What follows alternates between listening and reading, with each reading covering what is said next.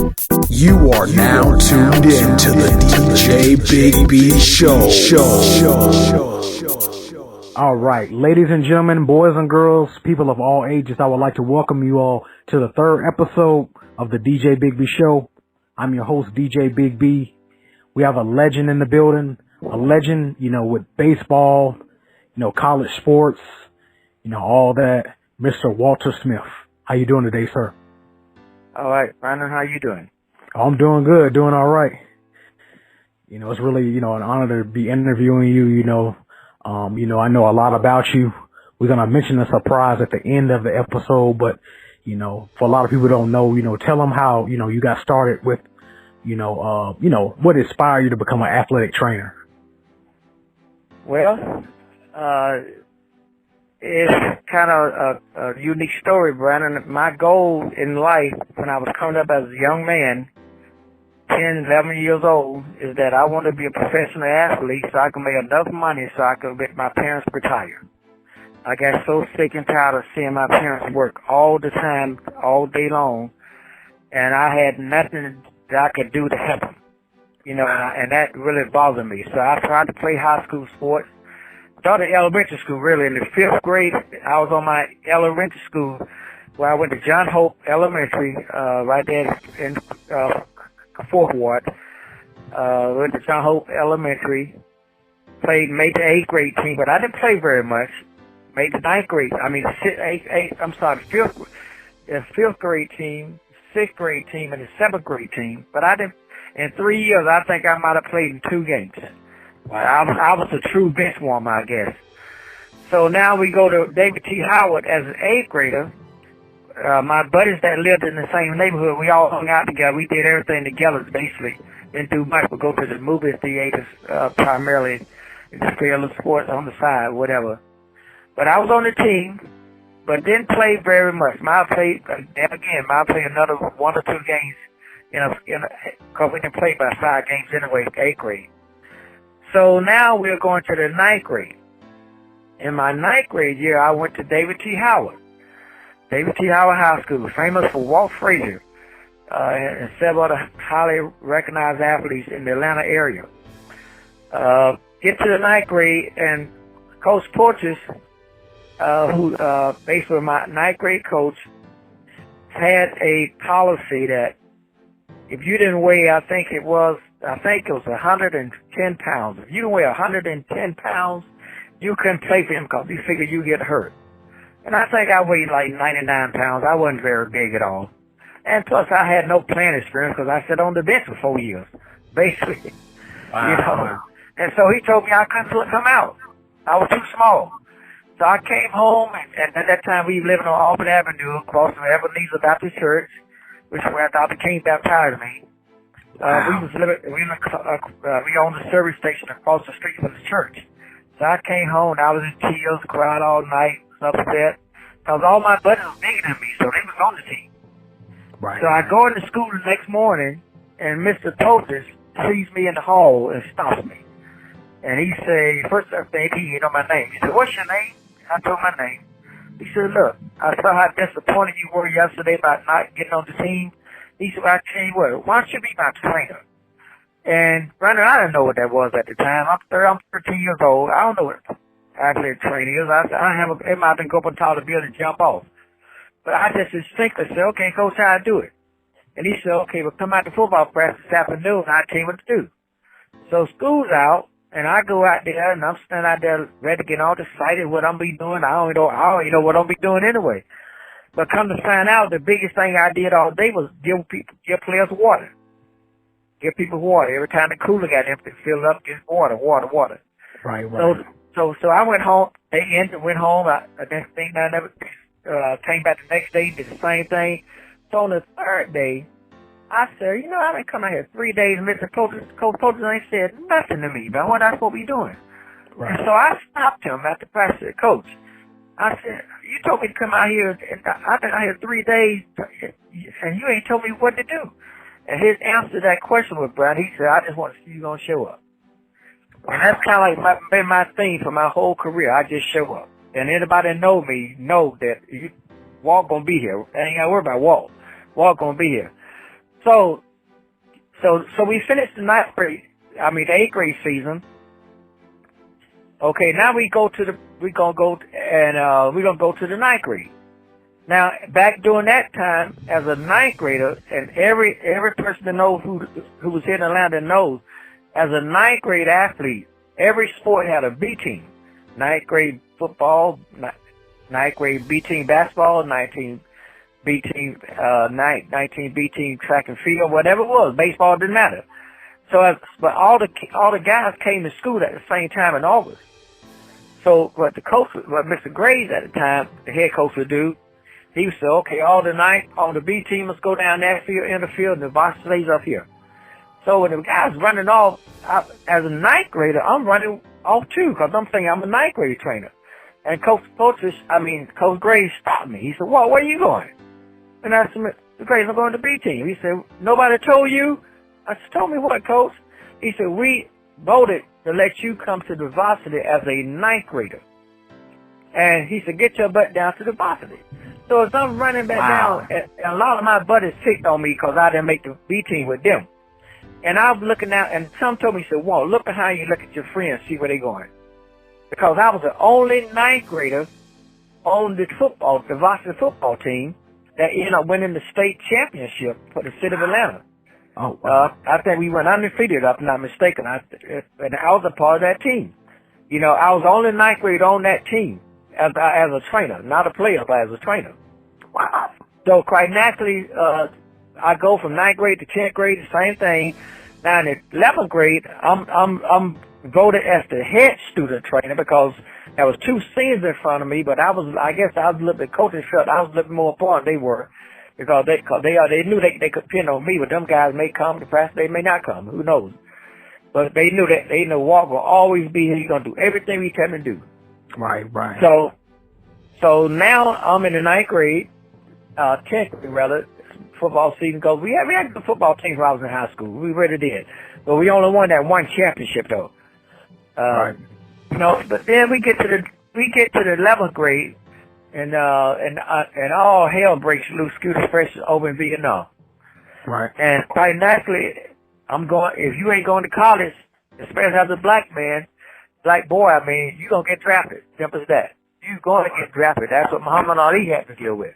Yeah, so Mr. Walter Smith, that was, amazing to hear. So you said, you were the only, in the 9th grade, you were the only one who went to the varsity team as a freshman. That's amazing. As a 9th grader. As a 9th grader, the only one. And then you all said you said you were the championship, right? Championship team? Yeah, we won the championship that year, right, in football. Wow. Football championship.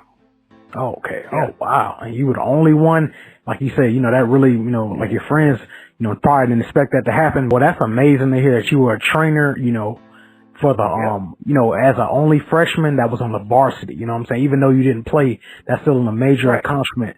So what were you saying about, finish telling us about the 11th and 12th grade, we kind of had a little area. Well, in the 11th grade, I became the head student. See, the coaches always named somebody. They named one kid as the head trainer, the head student trainer. And so I became the head student trainer in the 11th grade, but there was 2 seniors that had 1 year more experience than me, but they weren't as efficient as me. And, which means they weren't as dependable as I was. And so I got named over them as the head trainer. Wow. In the 11th and 12th grade. So, and they kind of get a little mad at it. I could see the resentment in their face and everything, but they were graduating anyway. And then when I became a senior, I was totally, the head guy, because everybody else under me was all juniors. Right. Juniors and sophomores, And then, like I said, as I got to the 12th grade, obviously the Vietnam War is going on heavy, and I just knew I was going to Vietnam. So my older brother Jack was a junior in Morehouse already. Right. And my parents were paying for him to be in school, and I know they could pay for both of them to be in school at the same time. And as a young black man, if you wasn't sick, or you weren't going to school, going to college that year, you gonna go to Vietnam. Simple as that. Simple as that. You're going to. In fact, out of my high school graduate class, I think we had 100 and maybe 20 guys, and I think only 15 of us went to college. Wow. The rest of them went to Vietnam. The rest of them got drafted to Vietnam. A lot of them didn't come back. Oh, wow. And so we get to, like I said, I get to the 12th grade, and one of my coaches at Howard was coach at Morris Brown. He was a defensive line coach, but he taught classes at Howard. So he saw me one day, and he stopped me in the hall. He said, Walt, he said, I submitted your name to the head coach and athletic director at Morris Brown, and they want to give you a scholarship to come and be the trainer over there. Wow, wow. And I said, what you mean, coach? I said, I'm thinking to get a scholarship, you got to be a player. That's the way I'm thinking. I said, coach, I ain't played no sport. They said, well, they gonna give you a scholarship as a trainer because the trainer, who's a good friend of mine, he's my mentor. He was a senior leaving. He's a successful physical therapist in L.A. now, and I was taking his scholarship. I was getting his scholarship because he was graduating. Wow, wow. And so I accepted. I said, okay, what I got to do? They said, you got to go and tell your parents. So I ran home after school, told mom and dad, hey, y'all won't believe this, but they said I got a scholarship to go to Morris Brown, and so I ain't got to so now I can't get drafted. I'm going to school instead. And my parents are all excited, obviously, because that's finance burden off them. And plus they know that I'm going to be around. I'm not going to get killed in Vietnam. Right, right. So that was a big thing. Yeah. So as I started preparing, I finished my high school career and everything, and now here's the other thing that went on during that time also. T. Herman Gray was the head football coach and athletic director. So he got all up jobs at Atlanta Fulton County Stadium because that's where the Braves and the Falcons played together. And he got his jobs in there. And so I worked from age 16 to I guess 1980, about 20 years almost, as an usher out there. And I saw all the pro games that came in Atlanta because I worked at the stadium. Wow. And that's when I wanted to try and pursue being a professional trainer. Because I watched the trainers out there for a pro team, and I said, that's what I want to do. I want to be a pro trainer because remember my goal was to try and make enough money for my parents to retire, that I could put them up, and everything, and let them not to worry about working all day and all that. So the only way to do that, I knew I had to get a pro job. Basically, that's what I was thinking. Right, right. But because I was black, they would never give me a chance. They would never give me a chance, to come down there and work with them. So I had to fight through that every year. But I went working with the Braves and the Falcons for 16 years. I saw all the great football players come through Atlanta that play the Braves, the Falcons. The Deion Sanders and all the great players, Avery Jenkins, who I was training at Morris Brown with, and I'll tell you the story about him later. And then, of course, basketball, same thing. I'm not basketball, baseball. Baseball, I saw half of Hank Aaron's home runs. Every home run that Hank Aaron hit in Atlanta, I saw it in person. Wow. Yeah. So it depends how many he hit in Atlanta. I saw it in person. Because I never called in sick. For 16 years, I showed up at the Braves Stadium every day. Every day I was supposed to work. I never called in sick. That's why I saw all the great players play. Right. And so fast forward, and we get to to my senior year, my senior year at Morris Brown, and I'm getting ready to graduate. And Morris Brown is obviously, I was going to go to University of Arizona. I got accepted to go to grad school because Charles, my friend, I told you that I got a scholarship. He was in L.A. already. Arizona ain't that far with me, L.A., so I figured I'd be close. But I met my wife to be, met her, and we got started dating and got married and everything. And so I never got to the West Coast. But I tell you why that did happen. Because one day, Reverend King Sr., because Reverend King Jr. had been killed already. He got killed my sophomore year in '68. But when my senior year, Reverend King Sr., we were still living on Auburn Avenue. So like I said, my mother cooked the plate for Dr. King, and I took it over to him. And we were sitting there, and he stopped me and said, "Walt, what are you doing about the job?" And I said, "Reverend King," I said, I really ain't doing no job, but I would love to be a physical therapist. So he picks up the phone and calls down to Grady Hospital and says, J.W., this is Reverend King. I'm sending one of my church members. I want you to give him a job and hung the phone up. Wow. He said, go see J.W. Now, that's powerful for a black man. This was back in 69. Back in 69 or 71, whatever. That was 71. This was Martin Luther King's father, right? Martin Luther King's father, yep. And you said, and we're going back, you said, Dr. Martin Luther King Jr., known famously worldwide. Dr. King baptized me. He baptized me and my brothers, matter of fact. Yes. And Dr. King would preach at Ebenezer about once a month whenever he's in town, because he's always on the road, dealing with the walk march and all that. But whenever he's in town, he would, my mother would say, whichever woman's available, she said, take this over to Reverend King. He loved my mother's cooking. Wow. So he lived right across the street. So he never did have to really call unless you had this really was desperately hungry. But my mother would always tell us, take this Reverend Dr. King. And I take it in there. And he asked about how we doing, blah, blah, blah, blah, and everything. That's where he worked on his speeches. Because he's going to be preaching probably that Sunday morning in the church. Well, anybody who was from the South, realize and knows that Martin Luther King was definitely a big part of the civil rights movement. Great speaker, but Brandon, I tell you what, he started preaching. You could hear a pin drop. Wow! And everybody just got so quiet, and everybody focused on him. It's like he mesmerized the whole crowd. Wow. That's why he's so good at speaking. He had an awesome voice, and he just everybody just had to stop and just pay attention. He just had to do that. Right. He baptized you, right? Correct. He baptized me. Now he baptized me when I was 10 years old. Yeah. 10 years old. My gosh. Yep. Wow. Mm-hmm. Yep. Baptized me when I was 10 years old. That is really amazing. Yep. So, yeah. So you're saying that. So let's go back to what you said. That is amazing. Rest in peace to Mr. Martin Luther King. It's amazing that you got to, know him and, witness him and, he baptized you and just, that's truly. Well, the main thing was what caused that is because my parents was members of the church, and we lived across from the church. Right. So quite naturally, as a child, we gonna go to where the parents go to church at. Back during that time, especially. Right. Just couldn't run off of any church you want to go to. Wow. The thing is, as a black person doing that. Right. Most black people go to the church wherever in the area they live. Right. Oh yeah. Wow. So going forward to Mr. To Martin Luther King Sr., rest in peace to him as well. Right. But, so I go down to Grady and go see the psychiatrist director who he talked to, and he took me to the physical therapy department. They didn't have no position.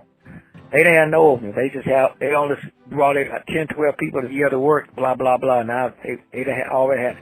So the guy said, come and go with me upstairs to respiratory therapy. So I didn't know anything about respiratory therapy at all. I didn't know nothing about respiratory therapy. I didn't have a clue. I went up to respiratory, but you know what he did, Brandon? This is what he did. Because of who I was, and because of who made a phone call for me, he took me up to respiratory therapy, and we walked in the chief respiratory therapist's office. He didn't say nothing about you got a position. He said, I want you to give him a job, and walked out. Wow. They trained me on the job. Oh wow! They trained me on the job for about the first 10 years. I was being trained by them because I worked at Grady for 24 years. Grady, oh wow! So the first 10 years, I was pretty much being trained by them, and I went from just putting simple oxygen stuff on patients to eventually, by the time I left there, putting tube down patients' throats. You see now on TV. I worked my way up to that. The state of Georgia gave me a license to be a respiratory therapist. Wow. During that time. And I had a lot, I learned a lot about medical input on a patient as it relates to life and death. Because in athletics, you don't think about life and death, because you think about injuries mainly. But in the medical field, like what we deal with now with the virus, you deal with life and death now. Yes. And so I saw so many people die, on a regular basis, just because I was working in medicine. Wow. And not working in sports, in athletics. Wow. And then I got, now let me share about my sports medicine background, because when I got the scholarship at Morris Brown, there again, I worked every sport just like I did in high school. I just went from sport to sport. Football, basketball, baseball. I didn't really do track and field. We had baseball, so I didn't really do track and field. I just never got impressed with track and field. I really didn't. I was a student trainer through track and field. If somebody got hurt, I would work on them after they got hurt. Right. But I didn't go no track meets or nothing like that. Because I felt that I was wasting my time just to stand around wait for somebody to get hurt. I figured I could be doing something else. When I graduated from Morris Brown in 1972, I got hired to stay on at Morris Brown as a trainer. But I didn't make a whole lot of money, but it was something. It was some money, but it wasn't a whole lot of money. Still could not do the things I wanted to do as far as my parents, because I didn't make enough money. Right. You know, I did the best I could. I gave them money whenever I could, but I couldn't do like I wanted to do. Right. You know, that's just, you know, because I just hated the way they worked like they did, you know, the stress they had to work under. But I get hired by Morris Brown. Morris Brown asked me to stay on as the trainer. So I stayed on. They paid me a little salary or whatever. And then there again, I pretty much around every sport, you know. We cut baseball out at Morris Brown in 76 so that I didn't have to worry about baseball no more. Then fast forward a little bit. We're having baseball practice. Not baseball practice. We did not have spring football practice. And so something told me, and I think that's where God stepped in. Something told me, he said, Walt, go to Georgia Tech and visit Bill McDonald. And I left my car, believe it or not, and I was spiritual, because I left my car at Morris Brown. I walked down Northside Drive to Georgia Tech from Morris Brown. And I walked in, and Georgia Tech was in spring football practice. Oh, wow. And I went down to the football field, and I walked in the gate, and Bill, he knew me, so just send me around and everything, and every now and then I would come over to Georgia Tech and holler at him. But I never did talk to him about the job. Right. This time, I never talked to him about the job. Right. I walked over to him, and Bill, we stand there, the team is stretching, whatever, and Bill said to me, he said, I'm looking for somebody to be the trainer for the baseball team. And the baseball team had a game that night. They taking batting practice because we get the bats. We get the balls coming off the bat. And I just think, I said, Bill, I'll do it. And then somebody got hurt, so he runs off. And then somebody else get hurt, and he runs off again. And then so I never get to talk to him again. So as I'm walking out the gate, some told me, walk, go on the leave. I was walking, some told me to walk. Come back over here tomorrow, but come early and catch him up in his office. So I go back, get my car, drive home, and get a good night's sleep, and get up next morning about 10 o'clock. And I drive back over to Tech. Right. And I walk in the training room, and Bill is finishing taping up player's ankle. And so he called me in his office. He said, Walt, come in off a minute. And I walk in his office, and he said, I spoke with Homer Rice, the athletic director at the time. He said, look like we're going to hire you as a baseball trainer. You start July 1st. And this was March. And I said, Bill, you got to be kidding, right? Because I was in shock. Because I didn't go over there to get a job. I just went over there to visit him. Right. But he offered me a job instead. And they hired me on the spot without me filling out an application. I had to do none of that. Oh, wow. I had to do none of that.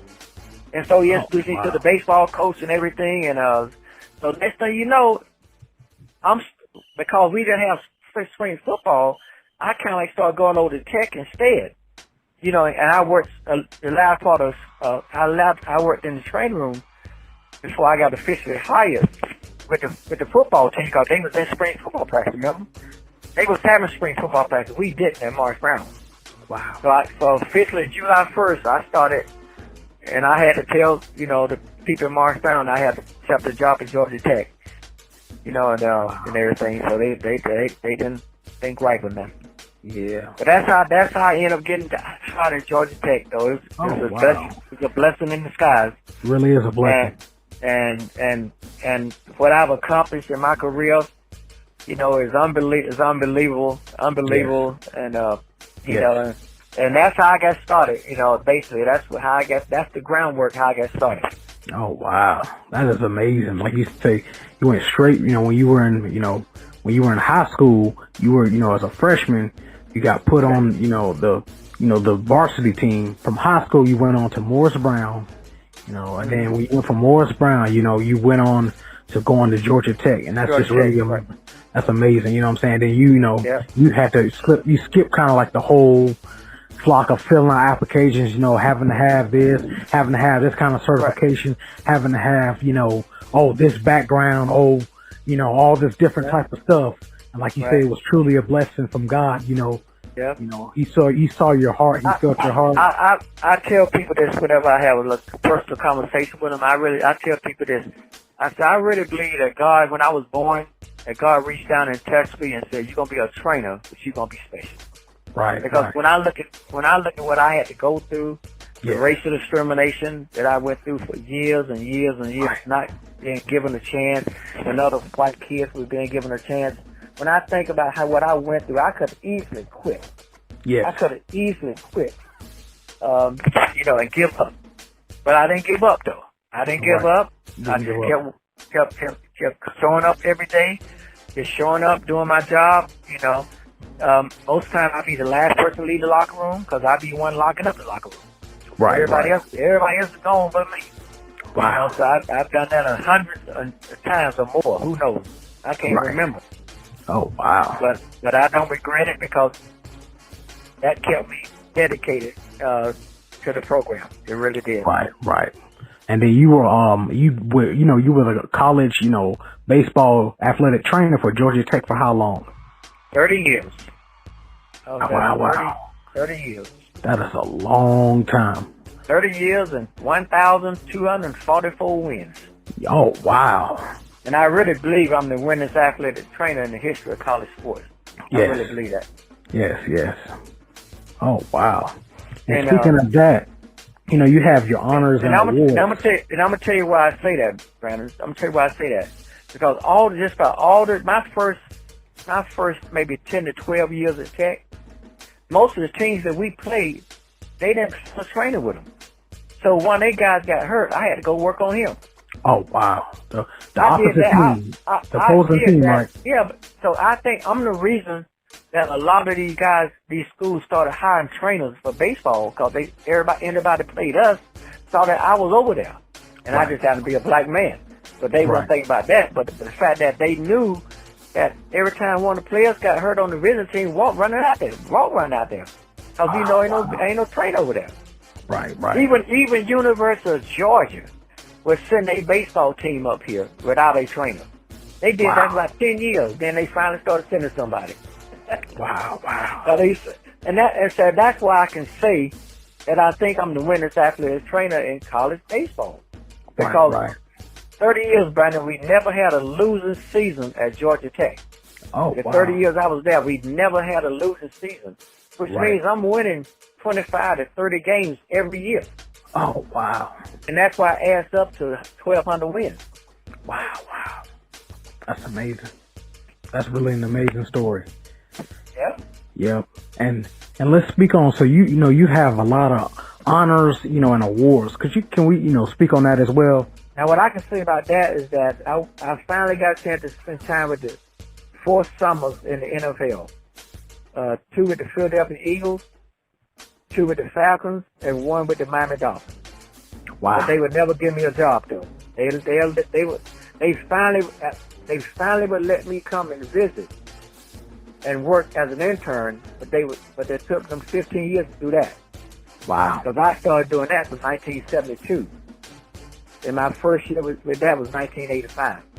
Wow. Once I got hired at Georgia Tech, I kind of gave up on the pro circuit because I just figured that there's a reason for me not getting up there, and I know now that I would have never been able to accomplish what I was accomplished had I went to a pro team. Because all it takes is the coach gets fired, then everybody else gets fired also on the staff.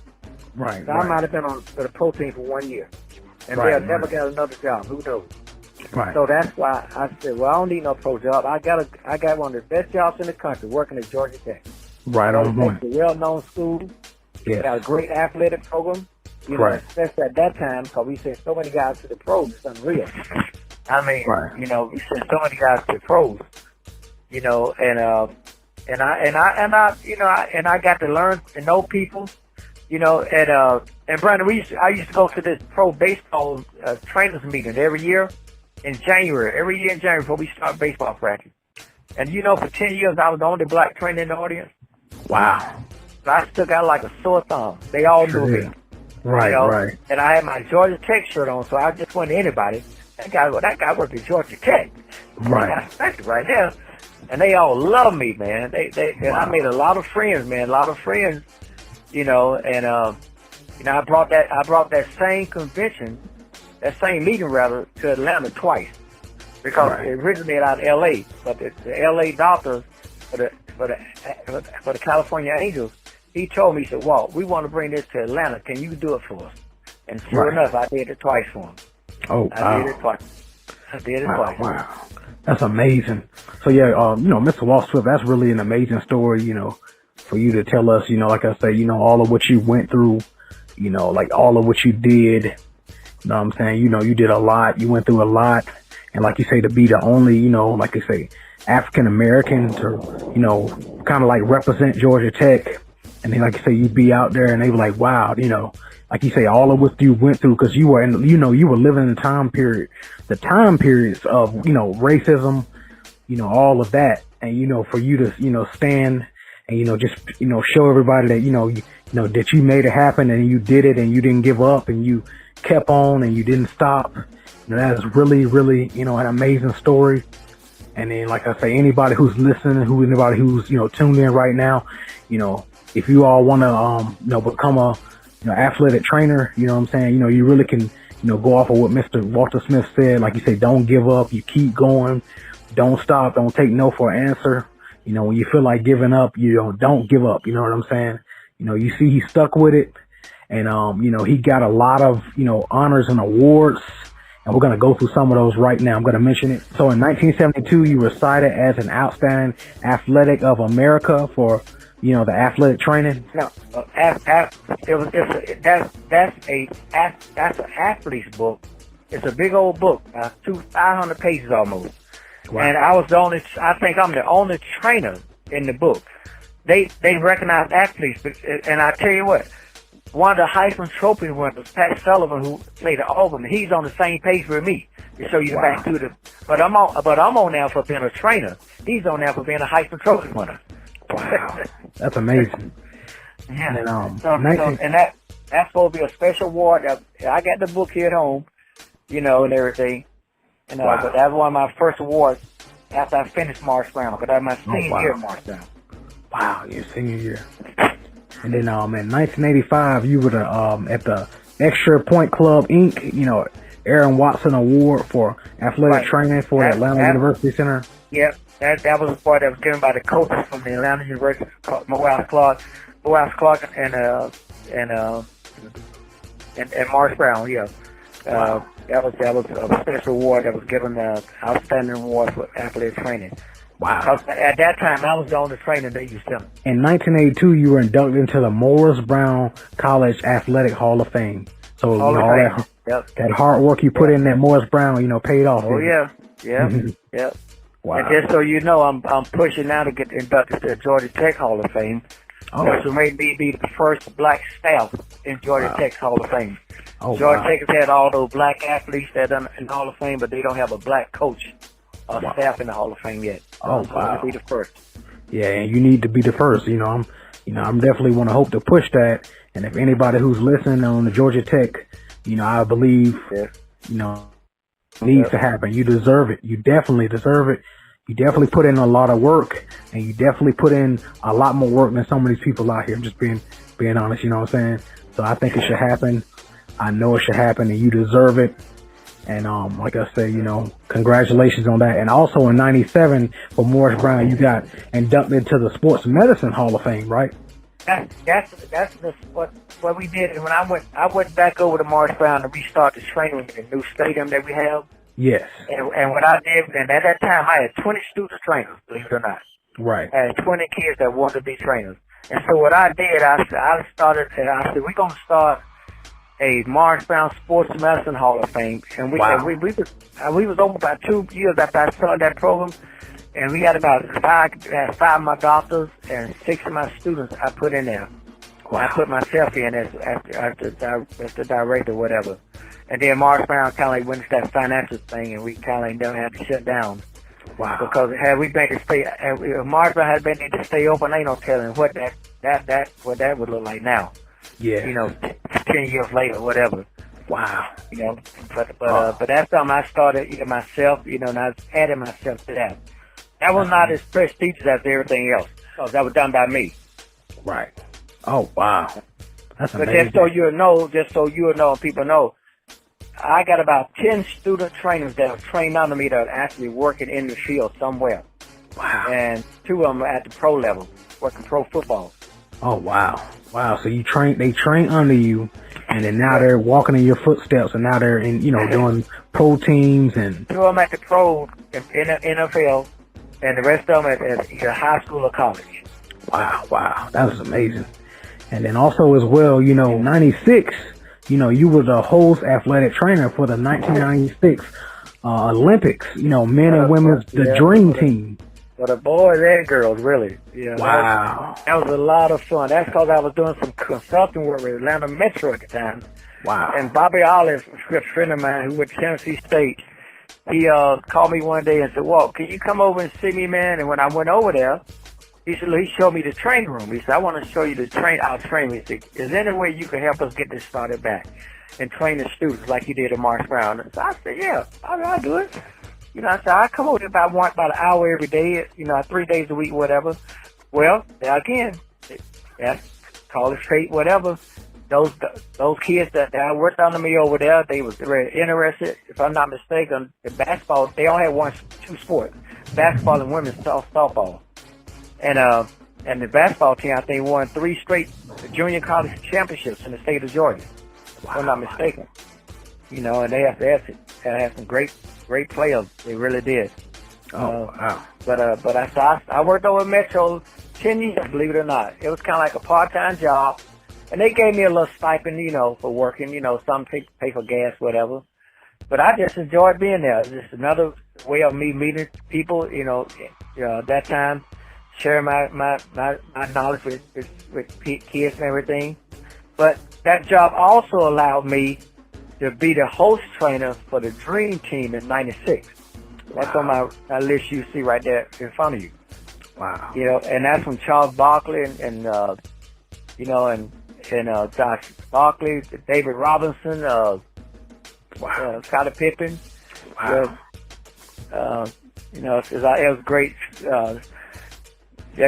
Some of the great Michael Jordan didn't play on that team, and Magic and Larry Bird didn't play because they had just played on the '92 team for the Olympics, so they didn't come to Atlanta to play on that. Right. But John Stockton, Karl Malone, Gary Payton, and Coach Crimmins, who was the basketball coach at Georgia Tech, he's one of the assistant coaches, and so he knew me very well from being over at Tech, the baseball. We would see each other every day, so quite naturally, we had a good relationship going there. But that turned out to be a great month, though. It really did. Oh, wow. A great month. That's and amazing. they was included because nobody knew the Dream Team was going to be over there. Right. See, just tell you a little story here. The men stay in the Omni Hotel downtown. That's Phillips Arena now. But the women's team stayed on Georgia Tech campus in the Olympic on the Olympics hotel.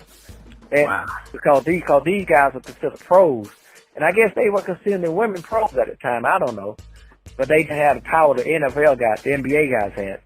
Right. So they didn't put them on the college campus at all. They put them in a hotel. Oh. Wow. And nobody and Brandon, and think about it, nobody knew they was over there. Nobody knew they was over there. For about the first 10 days, nobody knew. Then all of a sudden, certain dignitaries like, what's the guy from Africa, Tutu or something, what's his name? The owner, I guess the leader of Africa, I guess. He was in town. He came over. I can't remember how to pronounce his name. I'm pronouncing it wrong, probably. Oh, wow. But the mayor of Atlanta came over. Obviously, some different politicians, people like that. People like that came over, to see the guys, and see practice, rather, whatever. But they kept it a secret, man. They hid me out for a long time. They really did. Yeah. But I had fun, though. Charles Barkley, I'll tell you a quick story. Charles Barkley came over with me one day and said, "Whoa, give me 2 rolls of tape." I said, "Charles, what you gonna do, man? Give me 2 rolls of tape." So I gave him 2 rolls of tape. You know what he do? He go find Bobby Ogden, the athletic that I told you that asked him to come over there. He really found him and they tied him up, man, wrapped him up like a mummy. and left it like that all through practice. So nobody cut the tape on us. They left his mouth open so he could breathe. And I said, Charles, I said, man, I know y'all gonna do that. I would never give you that tape, man. They were just so laid back. They was tell you a quick story about Reggie Miller. That's dope. Reggie Miller came in one day, and he came in. He was one of the first ones off the bus, and everybody else kind of like just lagging around with us. Reggie Miller came in and got a ball off the rack, and he started on the foul line, now on the baseline on this side of the gym, and went around on the other side shooting 3-pointers. And what he did, Brandon, he shot, I guess 12, 13 in a row and made them. Then he came back, shoot the same thing. He made all of them coming back. Yeah, so now you got 50-something shots made. So now he gets, and so by now everybody watching. Practice started, everybody watching. And he get up to the top of the key and he missed the ball, hit in the rim and bounced out. And Lenny Wilson was the head coach at the time, and he said, "Okay, we start practice now." But I couldn't believe that guy did not miss a shot. They used to call that horse. You go around from one side of the court to the other. But the mate all the way over, don't miss a shot, then go back, don't miss a shot, and come back, and then miss at the top. He had to make 50-something shots in a row. Wow. That's why Reggie Miller one of the best shooters all the time.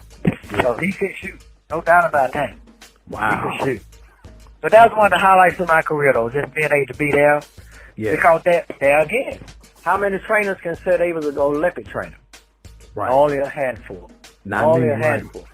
Well, Mr. Walter Smith, that's an amazing story to hear about, you being a part of the 1996 Olympics. Like I said, you were also a trainer for the, the dream team, you know what I'm saying? That's really amazing. You got to, witness and spend time with some of the players. I mean, it was just, they was here for about a month and a half. Wow. I got 5 times. They played twice. I think they played twice a week. Wow. That is really amazing, sir. We're going to fast forward, to some of your, awards, following that. So, in 2005, 2003, and 2000, you were the athletic trainer, for Georgia Tech, Atlantic Coast Conference baseball champions, And I can save us a little bit of time on that, Brandon. Every time we won a championship, we got a championship ring. So we won the championship 9 times. So I got 9 championship rings. Wow. 9 championship rings. That's amazing. From the ACC, yep. From the ACC. Did y'all hear that? That is amazing. Yep, from the ACC, yep. Wow. 9 championship, 3 I think 3 in a row, twice, I think. And then the other was 2 in a row, if I'm not mistaken. Wow. Oh, yeah. And then I forgot to mention this. I don't know how I could forget to mention this.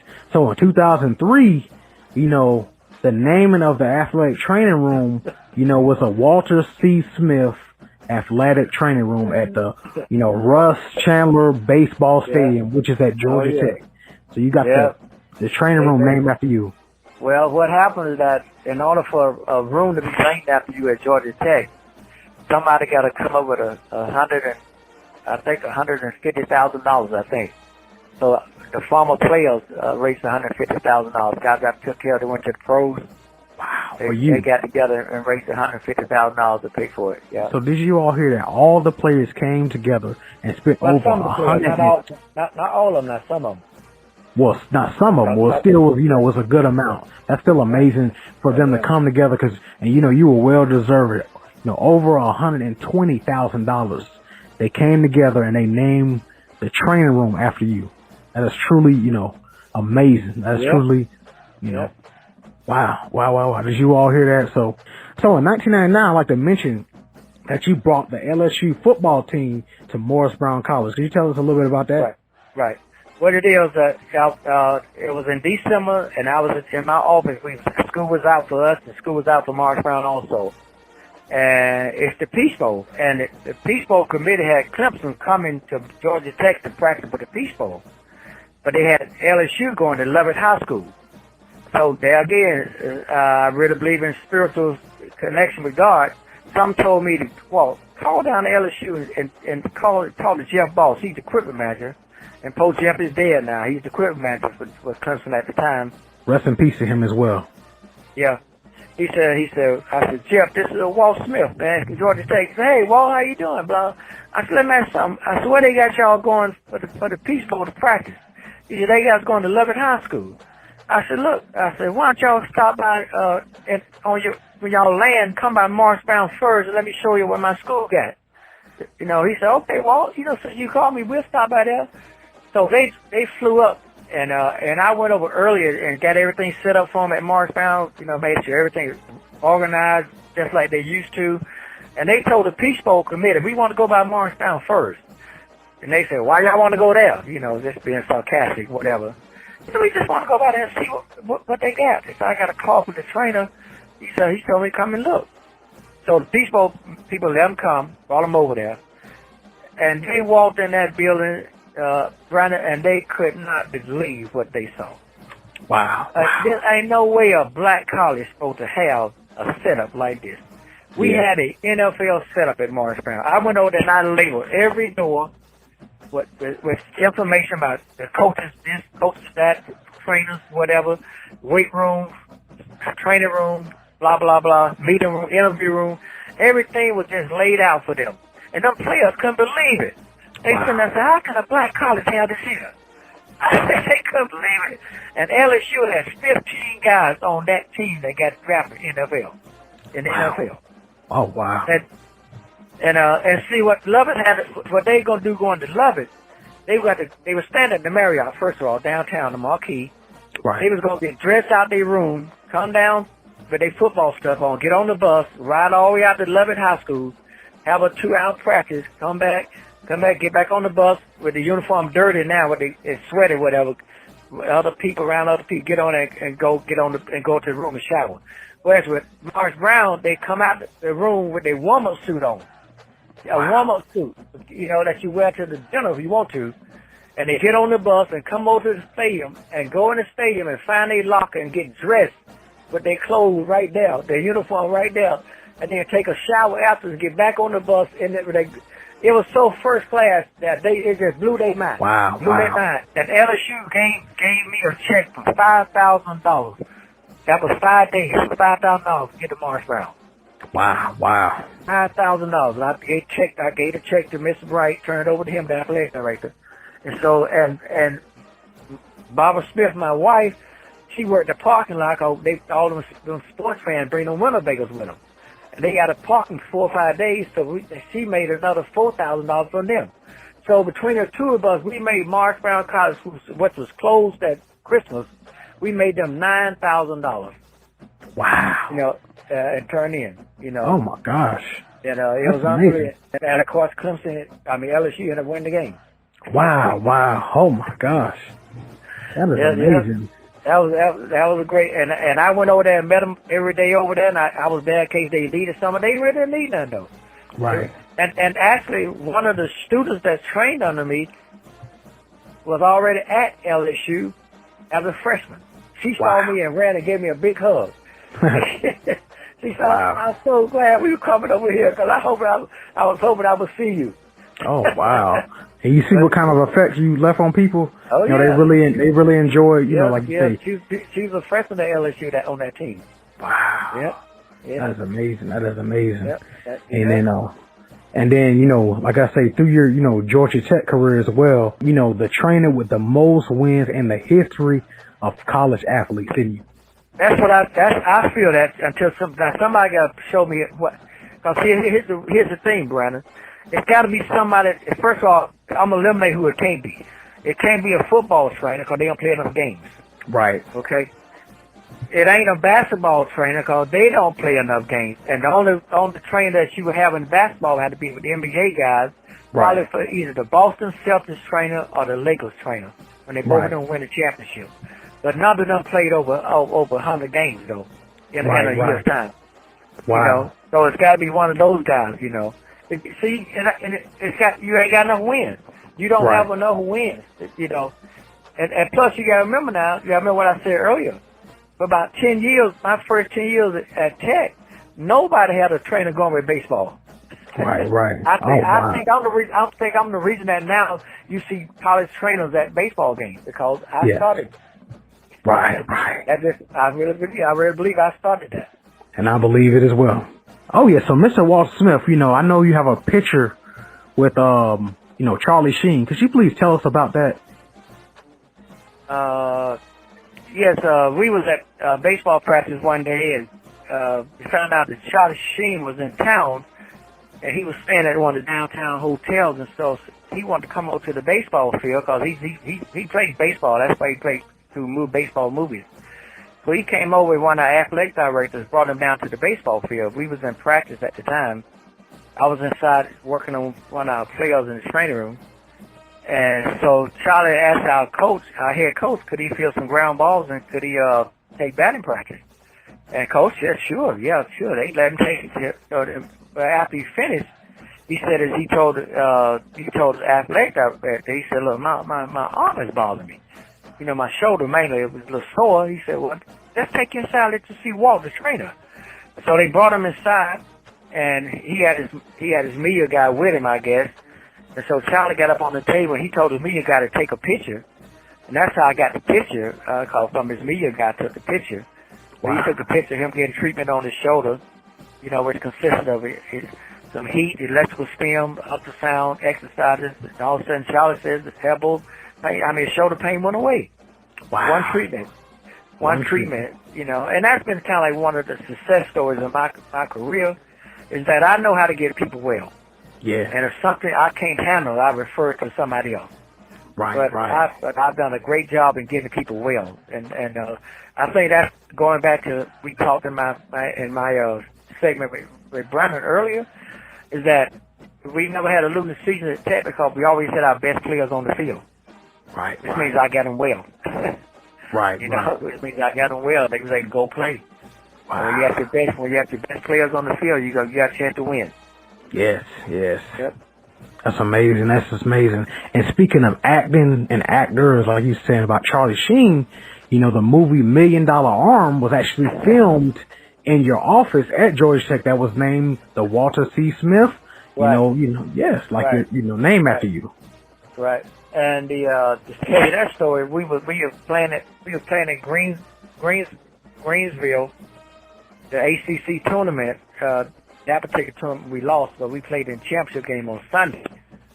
And while we was gone for the whole week because the week-long tournament.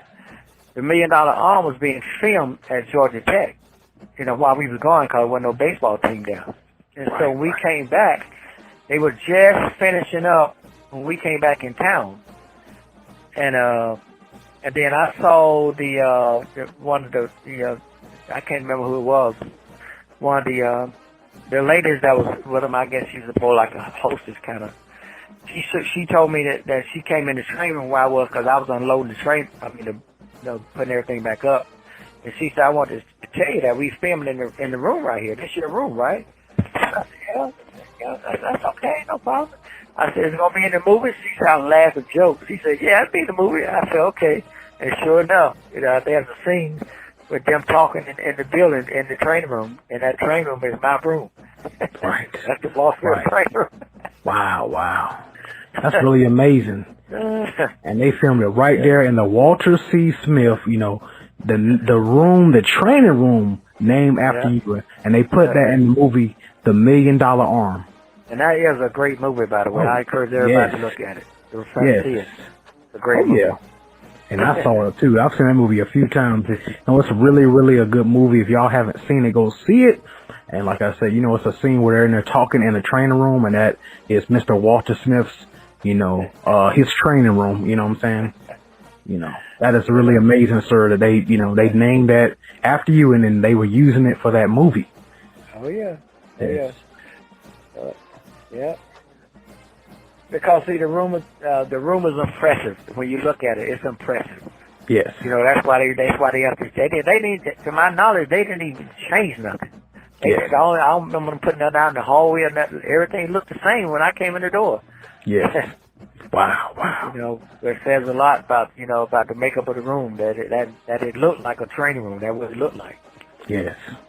It should happen, and it needs to happen, and they need to put you in the Hall of Fame. It is well deserved. Oh, I think it's because I got several people working on that, and yes. It's gonna happen. It's gonna happen. A matter of when. Right, right. Oh, wow. This ceremony coming up now in the next 2 weeks is kind of like the first of probably 2 or 3 that's gonna come up. Wow. And let's mention it too. You know, you're going to be inducted with the Harvey Cochran Legacy Award. You know, with your dedication to baseball. That is amazing. On December 11th. That's right. Correct, right? Yeah. And I'll be the first one. Wow. To get that award. You'll be the first person to get that award. And it'll be 5 years before somebody else get that same award.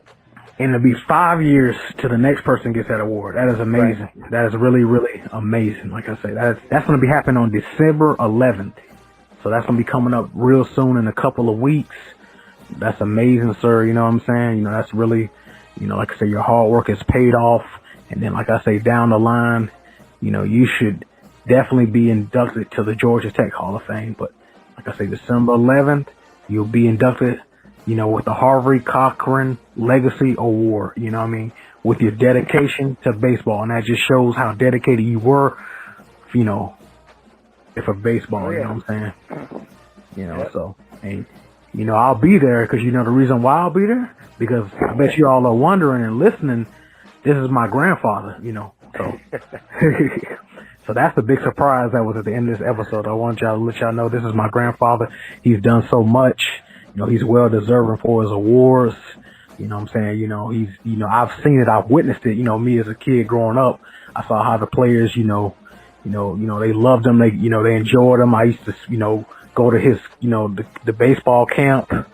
You know what I mean? When I was a kid, you know, I used to see, you know, how he, you know, he loved it. He could tell, you know, he just, you know, he loved what he was doing. He enjoyed what he was doing. Everybody loved him for what he did.